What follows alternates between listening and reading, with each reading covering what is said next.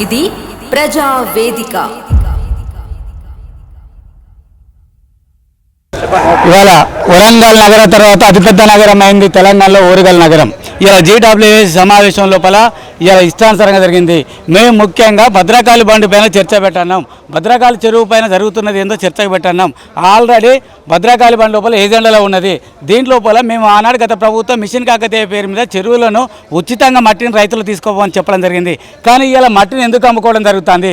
మట్టిని అమ్ముకొని ఏం చేస్తున్నారు? ఇంతవరకు వర్షాకాలం స్టార్ట్ అయింది, ఇంతవరకు పూర్తిగా లేదు. ఇంకా భద్రకాళి చెరువు ఎందుకు పూర్తి చేయలేకపోయారు? మేము ఒక కమిటీ మా పార్టీ తరఫున మేము విజిట్ పోతామంటే ఎందుకు అడ్డుకుంటారు? భద్రకాళి చెరువులకు ఎందుకు పోనిస్తలేరు? దాంట్లో ఏమైనా జరుగుతుందా? పత్రికలు ప్రజలు అనుకున్నట్టుగా ఏమైనా గూడుపుటాని ఉన్నదా? అలా ఏమైనా తవ్వకాలు వేరే దానికోసం ఏమైనా తవ్వకాలు అవుతాలా? ఏంది మీ ఉద్దేశం? ఏంది? ఎందుకు భద్రకాళి చెరువు అంటే ఉలిక్కి పడుతున్నారు? భద్రకాళి చెరువు బండి మీద చర్చ పెట్టంటే ఎందుకు మాట్లాడతలేరు? ఇలా కౌన్సిల్లో మా గొంతును నొక్కారు, ఇలా మా మైకులు కట్ చేసేళ్ళు. భద్రకాళి మీద ఏజెండాలో ఉన్న అంశమే, మేము వేరే కొత్త కూడా అడగలేదు. ఏజెండాలో ఉన్న అంశం మీద చర్చ పెట్టంటే చర్చ పడలేదు. ఈ పాలకవర్గం ఎందుకు భయపడుతున్నారు? ఎందుకు ఉలిక్కి పడుతున్నారు అంటే దీంట్లో ఏదో గూడుపుటం జరుగుతుంది. భద్రకాళి చెరువు మీద పూర్తి విచారణ జరిపించాలి, దాంట్లో జరుగుతున్న గూడుపుటం జరగాలి, ప్రజలకు వాస్తవాలు తెలవాలి. కనుక ఇలా చెరువును మొత్తం ఎందుకు మొత్తం ఎందుకు కుదిస్తున్నారు? అటు గుట్టల పొంటి ఎందుకు కట్టబోసి అటు నుంచి అటే వేస్తారు అంటే దాని వెనుక రైతుల పేరు మీద ఆ భూములను అమ్మడానికి కుట్ర జరుగుతుంది.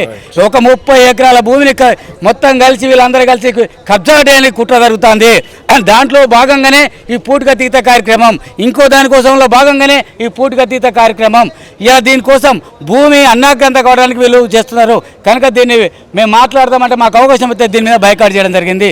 దీంతో పాటుగా గత సంవత్సరం జూన్ 25వ తారీఖున ఇప్పటి ముఖ్యమంత్రి రేవంత్ రెడ్డి గారు ఈ వరంగల్ నగరానికి అండర్ డ్రైనేజ్ సిస్టమ్ మీద ఈ 5 కోట్ల రూపాయలు ప్రకటించడం జరిగింది. ఇలా పేపర్లలో పత్రికలలో ఆహా ఓహో అయిపోయింది ఊరుగల్లు ఓహో అన్నారు. కానీ తీరా చూస్తే తట్టడి మట్టి పోయలేదు, డిపిఆర్లు తయారు చేయలేదండి. సంవత్సరం అయింది. ఎంత సిగ్గుచేటైన అంశం అంటే డిపిఆర్లు కూడా తయారు చేయలేదు. ఎందుకు డిపిఆర్లు 5,000 కోట్లు ప్రభుత్వం ప్రకటించింది అన్నది కదా, 5 లక్షల రూపాయలు కూడా ఇంతవరకు ఇవ్వలేకపోయింది. ఇలా అండర్ డ్రైనేజ్ సిస్టమ్ ఇంతవరకు భారీ వర్షాలు రాలేదు. ఒకవేళ భారీ వర్షాలు పడితే ఈ నగరం అతలా కుతలం అవడం గ్యారంటీ. మరి అటువంటి అప్పుడు గత ప్రభుత్వ సంవత్సరంలో ప్రకటించిన 5 కోట్లు ఏమైనాయి? ఎందుకు డిపిఆర్లు తయారు చేయలేదు? ఎందుకు ఈ నగరం ముంపు నుంచి కాపాడలేకపోతున్నారు? అంటే ఈ కాంగ్రెస్ పాలకులకు, ఈ కాంగ్రెస్ ఎమ్మెల్యేలకు, ప్రజాప్రతినిధులకు వాళ్ళ ఆధిపత్య పోరు, వాళ్ళ పార్టీలో కొట్లాటల్లో ఉన్న ఇంట్రెస్ట్, వాళ్ళ పార్టీలో ఉన్న ఆధిపత్యంలో ఉన్న ప్రేమ ప్రజల మీద లేదు, ఈ నగర అభివృద్ధి మీద లేదు. కనుక వాళ్ళ ఆధిపత్య పోరులో మునిగి తెలియదు తప్ప ఈ నగరాన్ని అభివృద్ధి చేద్దాం, ఈ వీళ్ళ గ్రామాల్లో బాగు చేద్దాం అనే ఉద్దేశం లేదు. కనుక మేము మాట్లాడతామంటే చర్చ పెడతామంటే చర్చ పెట్టలేకుండా మాట్లాడకుండా మా మైకులు కట్ చేసేళ్ళు. దాని నిరసనగా ఇవాళ బీఆర్ఎస్ పార్టీ పక్షాన మేము బైకాట్ చేసి బయటికి వెళ్తున్నాం. వీళ్ళకి డెఫినెట్లీ ఇక్కడ మా గొంతులు నొక్కచ్చు, కానీ ప్రజా చేతుల్లో ప్రజలను వేసే ప్రశ్నలకు సమాధానాలు చెప్పాలి. వాళ్ళు డెఫినెట్లీ వాళ్ళని ఎదుర్కోవాల్సి ఉంటుందని హెచ్చరిస్తున్నాం. जगह है जहां हम कारपोरेटर्स ना कि सिर्फ एक पार्टी के, सब पार्टी के लोग जाकर हमारे प्रॉब्लम्स कहने की जगह को ही काउंसिल कहते हैं.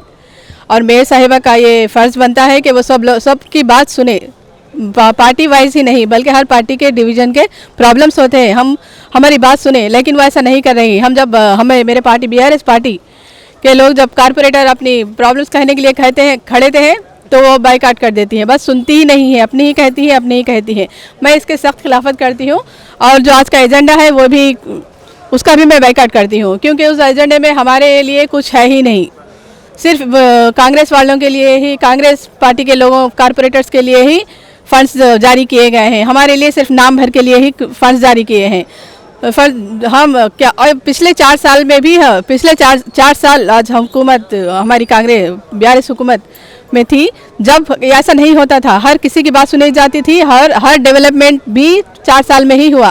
ये पार्टी आकर 2 साल करीब होने आया है, लेकिन आए जब से एक भी फंड नहीं दिया गया और ना ही डेवलपमेंट वर्क किए गए. मैं इसलिए इसका बाइकाट करती हूँ और इसलिए काउंसिल से हम बाहर निकल गए. న్యాయం వైపు నిలబడే గలం గంగా ప్రవాహం. For latest updates subscribe to G News. ఇది ప్రజా వేదిక.